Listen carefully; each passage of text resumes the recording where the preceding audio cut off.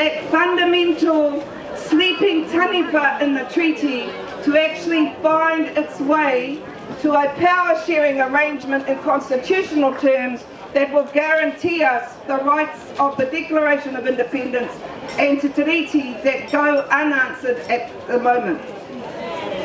And Ngāpuhi, you should take a bow, because you have been marginalised in the treaty settlement process. One has to ask, why did it take 30 years since the inception of the Waitangi tribunal before they even commenced the Ngāpuhi hearings into the meaning of Te Tiriti o Waitangi?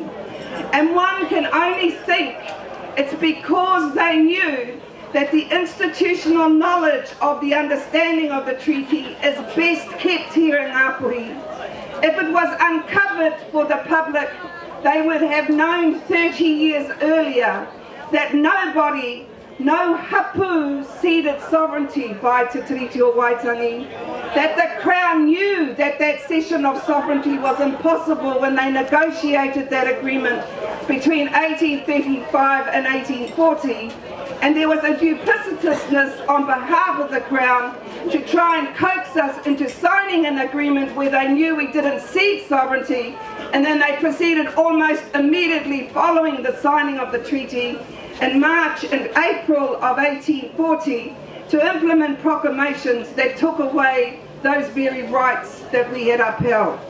So Ngāpuhi, you have known that. It is a simple historical fact.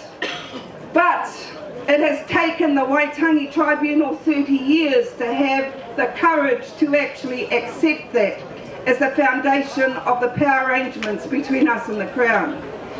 The second thing I think that we need to recognise in the last year is that the privatisation of the extraction of resources like oil and water has been challenged by Māori, and we are challenging iwi leaders that think the extraction of those resources can be compensated by money, while those resources themselves are under threat in their durability and their sustainability.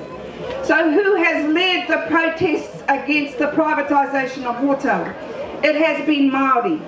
Who has led the protests against the privatisation of the seabed? It has been Māori. But it hasn't just been Māori alone. The fact of their privatisation has acted as a rallying call. So yesterday we saw on the march not just Māori protesting Stat Oil's wrongful dispossession of our rights through licences that have been given to them wrongfully and unlawfully by the Crown. We have Pākehā joining with Māori asking for the protection of Papa Moana, but we also have Pākehā asking for some accountability of their own about how they would sell out the freedoms of this country to multinational corporations while the rest of us follow on. The last thing I want to highlight is the sovereignty issue, and it's something that we debate every year here at Waitangi. But I am saying, just as our tupuna did not cede sovereignty, each and every one of us in this tent have to ask themselves, have you done anything in your lifetime that may be interpreted as ceding sovereignty in the modern context? And I think we have blood on our hands with some of our iwi leaders. They go into settlements to extinguish rights, not to uphold rights. And they do that for money. And we have to ask ourselves, is that a proper fulfilment of what the treaty asked itself? And when I saw the people on the stage today, these rangatira, I was reminded that the ideas that I'm talking about aren't dormant. They sit in the hearts of everyone. They're simple ideas. This is our country. We have the responsibility to protect and look after, and to include people to share this country who understand that responsibility. But we also have to face the reality that in the dispossession and denial of that, suicide, whakamomori, is taking more people than car accidents last year. That's the reality. That unemployment has still marginalised some of the intellectual greatness of our young Māori people so that they are in the margins.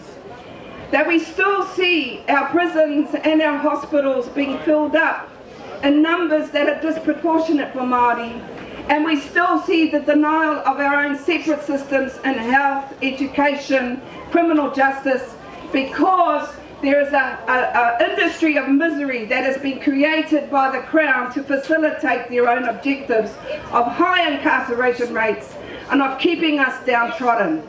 But we must rise above that. And these young people have said how to do that. We stand together. We stand tall. We understand the treaty. We don't take the shit from the Crown and we oppose it. We don't denigrate people that march against Stat Oil, we join them. And if we can't join them because if we're in wheelchairs, we fund them.